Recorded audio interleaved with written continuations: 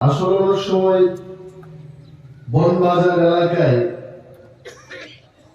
দাঁড়িয়ে ক্যালকেশিয়ান অর্থাৎ শুদ্ধ বাংলায় বক্তৃতা করা মনের মধ্যে এটা চায় না। আমরা বাড়ি করে যে ভাষায় কথা বলি ওই ভাষাতে ভালো লাগে। এখন মহিলারা অনেকেই বলবে যে খেয়েছিল গিয়েছিল, এটা মজা লাগে না। অনেক সময় একটু মজার ভাষাতেই বক্তৃতা করলে অনেক সময় ভালো লাগে। এই নির্বাচন কিন্তু ত্রিপুরার মানুষের জন্য খুব গুরুত্বপূর্ণ নির্বাচন। আমরা ত্রিপুরা করতাম। আমি এডিসিতে যখন প্রচার করতে আসলাম তখন এখানে বিজেপির বন্ধুরা ছিলেন, তখন আমরা এক দিতে পাইনি। বিধানসভায় আমি যখন দাঁড়াইলাম অনেকেই দোকানে বই আমার বক্তব্য শুনলেন। আমরা তাদের কাছে পাইতে চাইছিলাম, কিন্তু এই কাছাকাছি আসা এটা রাজনৈতিক ভাবে তখন সম্ভব ছিল না। আজকে ত্রিদলীয় জোট ত্রিপুরায় আমরা গঠন করতে পারছি। দিল্লিতে অমিত শাহজির পৌরোহিত্যে ত্রিপুরা মোথা, ভারত সরকার এবং ত্রিপুরা সরকারের মধ্যে একটা ত্রিপাক্ষিক চুক্তি হয়। এই চুক্তি কি? এই চুক্তিতে কেউ কিছু ভয় পাওয়ার নাই। আমাদের বিরোধী দলে যারা আছেন এরা প্রচার করতে চেষ্টা করতেছে যে এই যে চুক্তি তাতে ত্রিপুরা রাজ্যের একটা অংশের মানুষের ব্যাপক ক্ষতি হবে। এটা ক্ষতির কোনো চুক্তি না। এই চুক্তিতে এইটাই উল্লেখ করছে বামেরা যে ৩৫ বছর ত্রিপুরা রাজ্য শাসন করছিল তখন রাস্তাঘাট যায় নাই, স্কুলের যে বেহাল অবস্থা। এখানে যখন আসি আপনারাও তো বলেন স্কুল ঘর ভালো না। বিভিন্ন যে মানুষের গ্রাম্য মানুষের সমস্যা, এই সমস্যা থেকে আমরা যেন মুক্তি লাভ করতে পারি তার জন্য আমরা একটা চুক্তি করলাম। আমরা রাস্তাঘাট চাইছি, ভালো শিক্ষা ব্যবস্থা হোক এটা চাইছি, আরো যেন গ্রামের মানুষ তারা যেন কাজ পায়, বেঁচে থাকার তাদের অধিকার যেন আসে, এই কথা আমরা বলেছি। এখানে এই কথার উল্লেখ নেই। আমাকে অনেকে ইউটিউবের মাধ্যমে দেখবেন ওই চুক্তিতে এটা লেখা নেই যেটা শুধু একটা অংশের মানুষের উন্নয়ন হবে, এই কথার উল্লেখ নেই। ক্লিয়ারলি আমরা বলেছি যে প্রত্যন্ত এলাকায় এডিসি এলাকায় যারা বসবাস করছেন, ইন্টেরিয়র ত্রিপুরায় যারা বসবাস করছেন তাদের যেন উন্নয়ন হয় তার জন্য এই চুক্তি আমরা স্বাক্ষর করেছি। অনেক সময় বামেদের বক্তৃতা শুনি। কালকে রাত্রে আমি শুনলাম পূর্বতন মুখ্যমন্ত্রী মানিক বাবু প্রশ্ন যে গ্রেটার ত্রিপুরাল্যান্ড গেল কোথায়? মহারাজ প্রদ্যুৎ কিশোর দেববর্মার লাস্ট ফাইট এটা তো শেষ হয়ে গেছে, কিসের ফাইট উনি দিচ্ছেন? আমি পূর্বতন মুখ্যমন্ত্রী মানিক বাবুকে উদ্দেশ্য করে বলছি, আপনার জানা উচিত বিশ্বের মধ্যে অর্থাৎ এই পৃথিবীতে বামেদের জন্ম কবে, কমিউনিস্ট পার্টির কবে জন্ম হয়েছে মহিলারা জানেন? আপনারা জানেন না। বামেদের জন্ম আজকের না, ১৭৬ বছর আগে এই কমিউনিস্ট পার্টির জন্ম। কার্ল মার্কস আর কে ফ্রেডরিক এঙ্গেলস, এই দুই লোক মার্ক্সবাদের সূচনা করেন ১৮৪৮ সালে। এদের কি দাবি আসলো? কইছে কই এখানে যারা মহিলারা বই দিতেন কেউ পাবে কেউ পাবে না, এটা হবে না, সবাই ভালোভাবে থাকবেন। এটা হচ্ছে সাম্যবাদ, কমিউনিস্টদের বক্তব্য। তো কমিউনিস্টের শাসন আমরা দেখেছি ৩৫ বছর। গরিব মানুষ আছে না তাদের শাসনে?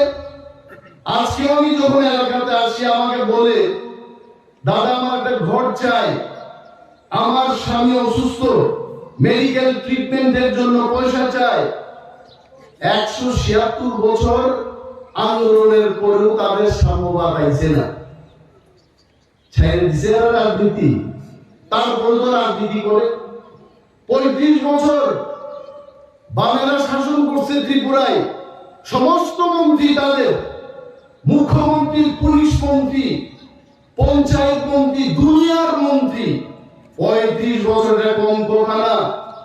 35 বছরে একটা লোক, সে যুবন থেকে যুবকের করে সে বিয়ে করে একটা পিতৃত্ব লাভ করতে পারে, এই সময় পর্যন্ত তারা ত্রিপুরার শাসন করবে। তারপরেও কিন্তু সাম্যবাদ আড়াইছে না, এরা হাসছে। ধন্যবাদ জানাই ত্রিপুরার মানুষকে। গত 2018 সালে ত্রিপুরার মানুষ, ত্রিপুরা, ওয়ানসা, মণিপুরি, মুসলমান, সমস্ত অংশের মানুষ সবাই একসঙ্গে যদি এই বামেদের বিরুদ্ধে যদি লড়াই করে ভোট না দিত, আজকেও কিন্তু এরা থাকতো, মানুষ কথা বলতে পারতো না। ভিলেজ কমিটির ইলেকশনে ইলেকশন হতো না, ইলেকশন করতে দিত না, ব্যালট বাক্সগুলো পরিবর্তন করত, মানুষ কথা বলতে পারতো না। বিডিও থেকে শুরু করে পুলিশ, এভরিওয়ান সিপিএম এর লোকগুলিকে বসিয়ে রাখতো, বিরোধী দলের লোক পিঠা খাইতো, তারপর কমপ্লেন লেখার কোনো জায়গা ছিল না। এরা গণতন্ত্রের কথা বলত। রাজাবাবু লাস্ট ফাইটের কথা এরা বলছে, আরে লাস্ট ফাইট তো টাইম দিছিল। আপনাদের মনে আছে কেন? সমীর নিশ্চয় মনে আছে। বামেরা এইবার যে 2023 ইলেকশন গেল, ইলেকশনের বিকেল বেলায় সাংবাদিক সম্মেলন করতে, আমার মনে আছে কি কইতে, কই নির্বাচন খুব সুষ্ঠুভাবে হইতে, সব মানুষ ভোট দিতে পারছে, তাদের কোনো কমপ্লেইন নাই। এটা আমার কথা না, আপনারা ইউটিউব দেখেন। তারপরে পরের দিন থেকে, অর্থাৎ নির্বাচন যেদিন শেষ, পরের দিন থেকে এরা কনফিডেন্ট, এদের সমন্বয় কমিটির কর্মচারীরা চাঁদা তুলতে আরম্ভ করছে। আমরা করতেছি কংগ্রেস এদের বন্ধু ছিল, কংগ্রেসের নাম নিছে না, ও কংগ্রেসের বাদ দিয়েই সিপিএম এর 2023-এ ক্ষমতা চাইতেছে, চাঁদা তুলতে আরম্ভ করছে। কারণ বিষয় মিছিল করতে হবে। যেই বাক্স ত্রিপুরা মথার তারা দ্বারের কাছে আনছে না, এরা বলছে ত্রিপুরা মথা বড় জোর 4-5টা সিট জিতবো, এটা পার্টি না। যেই বাক্স পাও খুললো, বামেরা 16 থেকে 9 মাইল 11, আর ভগবানের নামাই দিছে এখানে 10-এ। ওকে, তারপর ত্রিপুরা মথা হয়ে গেল প্রধান বিরোধী দল। সহ্য হয় না। অনিলের দেববর্মা বিরোধী দলনেতা বিধানসভায় মানুষের জন্য কথা বলে, তারপরেও বলে অনিমেষ বাবুর মধ্যে বিরোধীর চরিত্রের চেয়ে সরকারের চরিত্র দেখি, আমি জানি না কি চরিত্র এরা দেখতে। এখানকার আর সহ্য হয় না। আর এরপরে এখন মানিক বাবু বিভিন্ন জায়গায়, ত্রিপুরার বিভিন্ন জায়গায় বক্তৃতা করে বলেন যে ত্রিপুরা মথার কারণে আমরা বামেরা ক্ষমতা দখল করতে পারি নাই।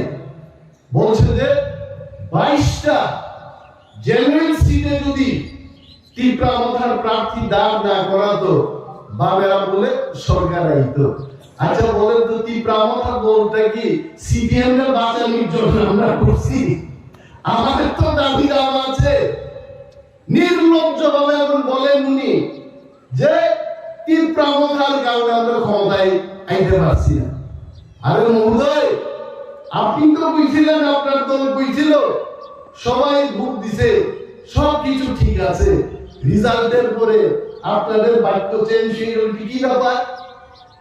আসলে বাংলা বুঝে না। সেদিন উনি আরো বক্তৃতায় বললেন, আমরা মানুষের জন্য সবকিছু করেছি, কিন্তু মানুষ ওনাদের সাথে বেঈমান করেছে, এটা ওনার বক্তব্য। এইবার কি মানুষ ভোট দেবে বলুন? এই আশ্রমবাড়ি বনবাজার এলাকায় সিপিএম এর রাজত্ব অন্তত 65 বছরেরা রাজত্ব করছে এই এলাকায়। আমাদের ত্রিপুরায় কংগ্রেসের সরকার, এখানে বিদ্যালয় পড়ায় এমএলএ। ত্রিপুরা রাজ্যে জুটের সরকার, এখানে কংগ্রেস বিদ্যালয় পড়ায় এমএলএ। তখনও তো সিপিএম এর রাজত্বই ছিল। কেন আজকে একটা চাষার ঘরে টিসিএস অফিসার হইল না? একটা সান্তালের বাড়িতে কেন একজন সুদক্ষ অফিসার জন্মগ্রহণ করলো না? তার জন্য কংগ্রেস দেবনা দায়ী না বিজেপি পার্টি দায়ী? এই সময়টার মধ্যে আপনি চিন্তা করেন, এই যে হাইওয়ে সড়ক সমিতি ঠিকই বলেছে, এটা ত্রিপুরা রাজ্যে আগে একটাই হাইওয়ে আছে। এই হাইওয়েতে যখন পাহাড় থেকে ধস নামতো, আসাম আগরতলা সড়ক বন্ধ। আমার মনে আছে 2018 ইলেকশনের আগে আমাদের ত্রিপুরার বিজেপির পূর্বতন মুখ্যমন্ত্রী বিপ্লব বাবু, উনি প্রদেশ কমিটির সভাপতি ছিলেন। চুড়াইবাড়ির কোথাও গিয়ে উনি হাইওয়েতে গিয়ে দান রোপণ করছেন। আপনাদের মনে আছে এটা? এটা বামেদের আমলে। আর আজকে যখন বিজেপির সরকার আইতে, ওই হাইওয়েটা তো ডাবল লেন করেছে, তারপরে আরো 6টা কমপ্লিট হয়ে গেছে হাইওয়ে, আরো 2টো হচ্ছে। টোটাল ত্রিপুরা রাজ্যে আজকে এই ন্যাশনাল হাইওয়ে আপনারা কল্পনা করতে পারেন? আর সেই দিন আমরা দেখব, আবার যদি ভারতীয় জনতা পার্টির সরকার, মোদীজির নেতৃত্বে তৃতীয়বার যদি সরকার হয়, আমি আশা করছি, আমি আশা রাখছি, এটা আমি কেউ থেকে এটা শুনি নাই, নিশ্চয়ই আমাদের খোয়াইয়ের লোকেরা ট্রেনের যে যোগাযোগের যে ব্যবস্থা, এটা মনে আমাদের ভাগ্যে আইতে পারে। আর এরা কি করছে? বামেরা আগে কি কইছে? আন্দোলন করতেইব। এখান থেকে চাষা, জোড়া, মুন্ডা, তেলেঙ্গানায় নিয়ে যেত আগরতলায়। দাবি কি? ত্রিপুরায় ধর্মনগর থেকে সাবরুম পর্যন্ত রেল লাইন সম্প্রসারণ করতে হবে। বুঝছে? আন্দোলনই করাইছে মানুষের। চাঁদা, চাষাদের থেকে, কৃষকদের থেকে চাঁদা তুলতে তুলতে কৃষকরা টাইম দিছে না, কৃষকদের চাষবাস করার টাইম দিছে না, শুধু আন্দোলনে চলো। আল্লাহ ওটা কই রাখবো? জিগাইছে কিন্তু চাষারা, কৃষকরা জিগাইছে, কই দাদা ডেইলি যে আন্দোলনে যাবো, মিটিং এ যাবো, আর এই লাঙ্গল জুয়াল এগুলো তো রাইখে দিব, ওই সেটা ছাদের উপর তুইলা দাও, চলো আমরা আন্দোলনে যাই। কৃষকের অবস্থা শেষ। কৃষক আর কৃষি কাজ করতে পারে না। আর যারা নেতৃত্ব দিছে, এটা আমার কথা না, যারা কৃষক সভার নেতৃত্ব দিছে, একটা লোক কৃষক অংশের মানুষ নাই। এরা সব বাবু, এরা কৃষক নেতা সাইজা কৃষকদের জীবন শেষ করছে। এরা হচ্ছে বামপন্থী। এদের ভোট দেবেন? দেখছেন এরা কোন চেহারা দেখেন? এরা এখন না, শোষণ করেছে, এরা জানে। আরো কই গেছে এরা ওই ত্রিপুরা রাজ্যে। এই বিজেপি সরকার কি করেছে? বিজেপি সরকার কি করেছে মানে আজকে সবই যে কথাগুলো বললো, মানুষের জন্য কি স্কিম আসছে না। কেন্দ্রীয় সরকার মোদীজির নেতৃত্বে সাধারণ মানুষের যেটা দরকার, এটা কিন্তু সব স্কিম তৈরি কইরা প্রতি ঘরে সুশাসন, এটাই তো, এই যে প্রতি ঘরে ঘরে সুশাসন, এটার কথা এটা না যে সুশাসন আয় করতে হবে, চেষ্টা হচ্ছে। এবং সবকা সাথ, সবকা বিশ্বাস, সবকা বিকাশ, এই কথার অর্থ কি? আমার এক দেববর্মা বৃদ্ধা মহিলা জিজ্ঞাসেন, ওই বাবু এই যে সবকা সাথ, সবকা বিকাশ, এটা কি? তা কারণ অনেকে তো বাংলা বুঝে না, হিন্দি বুঝে না। আমি কইলাম, হারুখা যত ভাই হিমলাই যত বরং বাগিনো উন্নতি খাই নাই, যত লোক বিশ্বাস না রাখে, যত বরং কখ নাই আলোচনা নেয়, মহিলা আমাদের বুঝতে এই স্লোগানটা বানাইছে কি? আমি বললাম এটা দেশের প্রধানমন্ত্রী নরেন্দ্র মোদীজির স্লোগান। বলছে এই লোকটা ভগবানের মতো মহান লোক, এই কারণে স্লোগান বানাইছে। আর মানিক বাবুর আমলে ট্রাইবাল উগ্রপন্থী কইতো, সমীর আপনার আগে কইতো কয় শহরে গেলে এত কংগ্রেস করতো। এই পাহাড়ের যুবকরা হোস্টেলের ছাত্র কয় কলেজে কয় স্কুলে যারা পড়তো এদের উগ্রপন্থী তকমা দেওয়া হতো। কেন? কারণ তখন পাহাড়ে অশান্তি, এই অশান্তি সৃষ্টি করছে কে? আমার প্রশ্ন মানিক বাবু, আপনি জবাব দিন। বামফ্রন্ট যতবার সরকার গঠন করছে ত্রিপুরায়, ত্রিপুরা বাংলার মধ্যে দাঙ্গা বানাইছে এরা। আর কেউ করছে?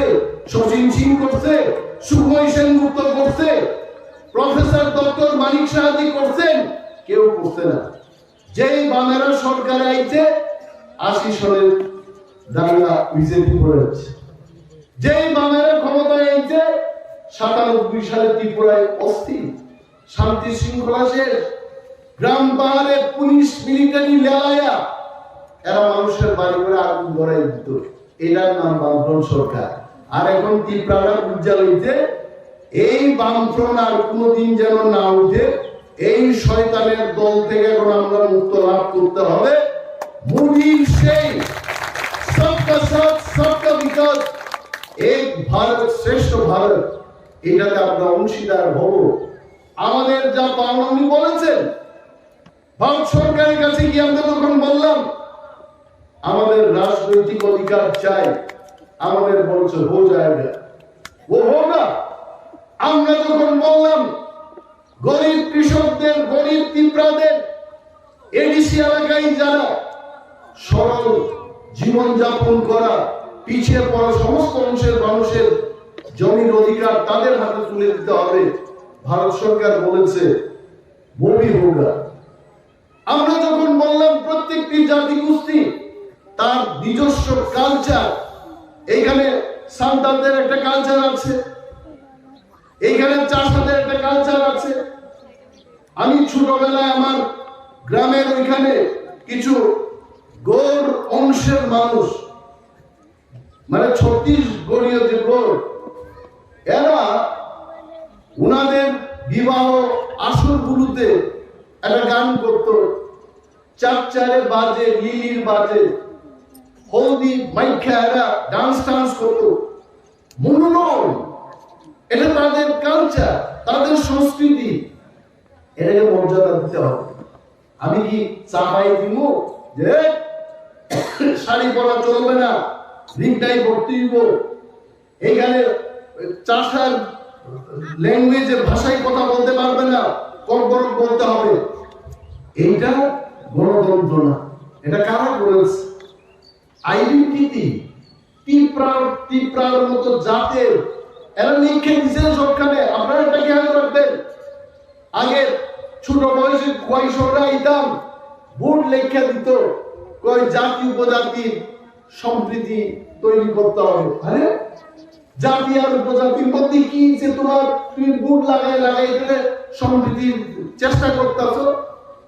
সম্প্রীতি মুখে হয় না, সম্প্রীতি বিপদে আপদে হেল্প করে সাহায্যের হাত বাড়িয়ে সম্প্রীতি আনতে হবে। এই আমার ছোট ভাই সমীর এখানে বলেছে যে ডিমান্ডের রাজনীতিতে বিশ্বাসী না মোদীজি, উন্নয়নের রাজনীতিতে বিশ্বাসী। পাহাড়ে স্কুল চাই, রাস্তাঘাট চাই, জলের ব্যবস্থা চাই, তার জন্য কিন্তু এই ত্রিদলীয় জোট। এটা করে সমৃদ্ধি তৈরি করতে হবে। আর এরা খালি স্লোগানই দিতে, এটা সত্য কথা। অযথা এই বনবাজার এলাকায় মিছিল বাইক ইলেকশনের সময় কিন্তু লড়াই চাই, লড়াই করে বাঁচতে চায়। আর কিন্তু দুনিয়ার মজদুর এখন, আরে এখানে কাটা তারের বেড়ার পারে পারবো? কমরেডটাই কাটা তারের বেড়ার পারে গিয়ে মজদুরের এক করতে পারবো? কথা কর। আমার ত্রিপুরার মজদুররে করতে পারত না, দুনিয়ার মানে কি সারা বিশ্বের, সারা পৃথিবী আন্তর্জাতিক দল। মিজানুরের বাপ্পা এত বড় দল, আরে গেছে না ক্ষমতা, আগে আসলো জাতীয় দল, অর্থাৎ সারা ভারতবর্ষে নির্বাচনে দাঁড়িয়ে সিম্বলটা দিতে হবে। আর এখন এটা কমতে কমতে এটা আঞ্চলিক দল দিতে, আর সে আর একটা নির্বাচন আইব, এই আঞ্চলিক দল ঠাকুর একটা শূন্যের উঠাই দিবে। তো এই দলের পেছনে গিয়া গরিবের মুক্ত হইব, গরিব মুক্তি লাভ করতে পারবে না। এখন তীব্রামতা পাহাড়ের 13 জন এমএলএ, বিজেপি তার নিজস্ব 33টা এমএলএ নিয়ে বিজেপিরা আছেন, আইপিএফটি আছেন তাদের এমএলএ মন্ত্রী নিয়ে। এইবার আমরা ত্রিদলীয় শক্তি নিয়ে ত্রিপুরার উন্নয়নে যখন জাপায় বলবো, আর মানিক বাবুদের আগামী নির্বাচনে বক্তব্য রাখার জায়গায় থাকতো। আর এরা বলে, আর একটা কথা কই, আমি শেষ করবো, মহিলারা আপনারা চিন্তা করেন না, এরা কি করে, আমি ইউটিউব খুললে এরা মিথ্যা কথা দেখি, এরা তো মিথ্যা কথা ছাড়া কিচ্ছু করে না। আগে সিপিএম নেচার থেকে বনবাজারে দাঁড়াইয়া কবে চীন রাশিয়া, আরে ভাই চীন রাশিয়াতে তুমি তো গেছোই না, আমার পূর্বপুরুষের কোনো বেটাই চিন্তা করে গেছে না। এইখানে খুব যারা বক্তৃতা করবো, মানুষ ভাবতো আর সর্বনাশ, এই পার্টিতে কি পার্টি, চীন জাপান পর্যন্ত এটা প্রচার দিছে, মানুষ বুঝছে 35 বছর। এখন মানুষ বুঝছে যে আন্তর্জাতিক দল এটা আসলে কিচ্ছু না, এটা মিথ্যা কথাই। এরা এখন মিথ্যা কথা বিদ্যার্থে মোদী সাহেব, মোদীজি কি কইছেন? মোদীজি আমার মনে আছে গত পার্লামেন্ট নির্বাচনে কইছে, हम भाजपा वालों हम अकेले ही सरकार बनाएंगे। করছে তো, করছে একা। এইবার মোদীজি কইতেছেন আপকি বার 400 পার, 400টা সিট পাইলেই দিব।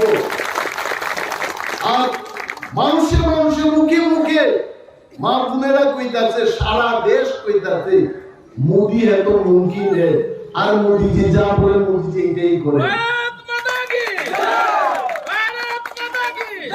এইদিকে এরা এই সিপিএম না মিথ্যা কথা কইতেছে, কি কথা কয়, কই ইন্ডিয়া মহাজোট বলে এবার 350 সিট নিয়ে।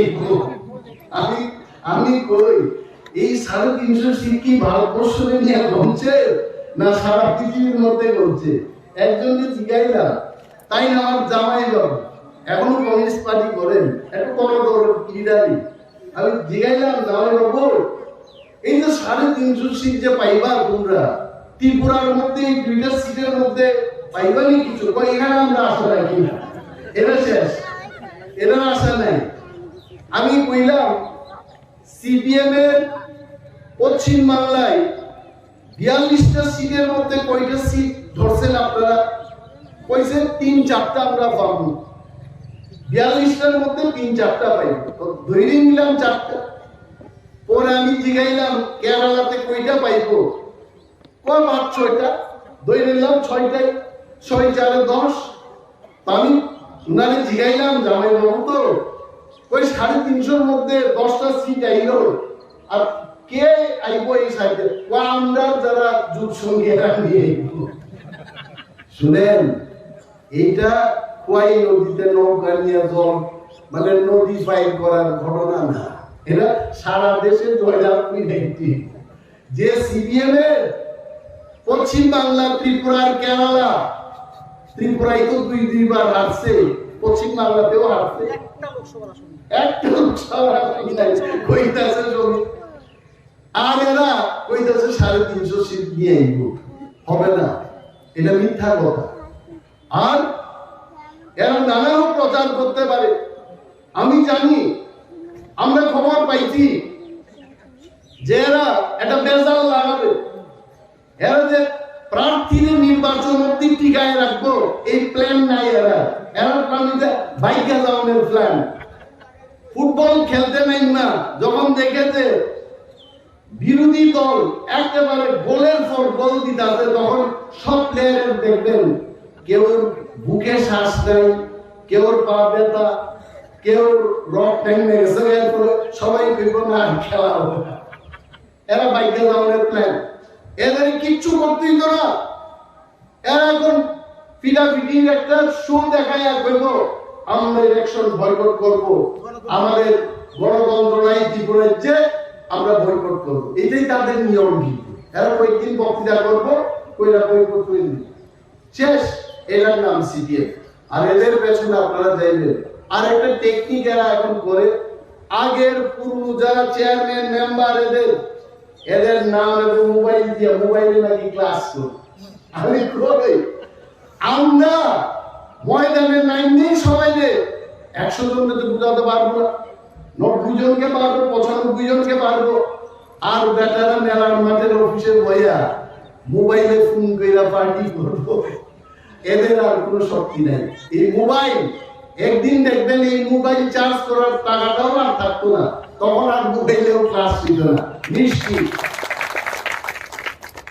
আমি আর বিশেষ কিছু বলবো না। আপনারা যথেষ্টভাবে আশারামবাড়ি কেন্দ্রে আমাকে আশীর্বাদ করেছে, এখনো আছে। এবং আমাদের এই কথা বলে বিশেষ করব যে সারা ভারতবর্ষের মধ্যে এটা কিন্তু এই সমীক্ষাটা করলে আমার মনটা ভালো লাগে। এটা আমার কথা না, এটা বিজেপির কথা না। সমীক্ষক, নিউজ পেপার, টিভি চ্যানেল গুলো কইতে যে 400টা সিট যে জিতবো বিজেপি এবং সহযোগী অর্থাৎ এনডিএ, প্রথম 10টা সিটের মধ্যে পূর্ব ত্রিপুরা আমাদের সিটটা প্রথম 10টা সিটের মধ্যে থাকবে। তাহলে আমাদের কর্তব্যটা কি? আমাদের কর্তব্যটা হলো 26 তারিখ যত ঠান্ডাই হোক জল দিয়ে স্নান করে সরষের তেল, নারিকেলের তেল যে যাই মাখে, নিবিয়া মুসল যা যে মাখে, মাইকা যে যার দলে কেউ, আমি যেমন আগে অমিতাভ বচ্চনের স্টাইলে চুল আসাইতাম, এখন আসাই না, চুলই নেই। তো যে যার স্টাইল দিয়া আপনার স্নান করবেন, ভোট দিবেন। তীব্রামতার অনেক সমর্থক কইতে পারে আনারস তো নাই, আনারস এইবার নেই, কারণ এইবার একটাই সিম্বল, পার্লামেন্টে কৃতি দেবী দেব বর্মার যে সিম্বল, মহারাজার বড় বোনের যে সিম্বল, এটা হচ্ছে পদ্মফুল। তো পদ্মফুল, এই পদ্মফুলে গিয়া তীব্রামতা আইপিএফ এবং বিজেপির সমর্থকরা ভোট দেবে, এটাই আমাদের সিম্বল। আর দেখবেন সকাল 10টা না হইতে হইতে ভোটের মার্জিন এমন বাড়বো, আমাদের দুই প্রার্থী পশ্চিম ত্রিপুরা এবং পূর্ব ত্রিপুরার ভোটের ভারে, যেমন মানুষের যে তুলা বহন করে নিয়ে যায়, দান কাঁধে নিয়ে দেয়, বেশি পরিমাণে দান নিলে এটা হাত পায়। আমরা প্রার্থীরাও ভোটের ভারে এত সমর্থন পাইব, হাত পাইব। আর এরা আমি ভোট দেন, ও কাকা ভোট দেন, কেউ দিত না। সব ভোট পড়বে পদ্মফুলে, একদম পদ্মফুল, লক্ষ লক্ষ ভোটের ব্যবধানে এইবার জয়লাভ করবে। আপনারা শুধু নির্বিঘ্নে নিশ্চিন্তে ভোট কেন্দ্রে যান এবং ভোট দিন। আর বিশেষ কিছু বলছি না, সবার কাছে কৃতি দেবী দেব বর্মাকে সমর্থন জানিয়ে পদ্মফুল চিহ্নে ভোট দেবেন, এই অনুরোধটা রেখে আমার বক্তব্য শেষ করছি। তীব্রামতা আইপিএফটি বিজেপি জিন্দাবাদ।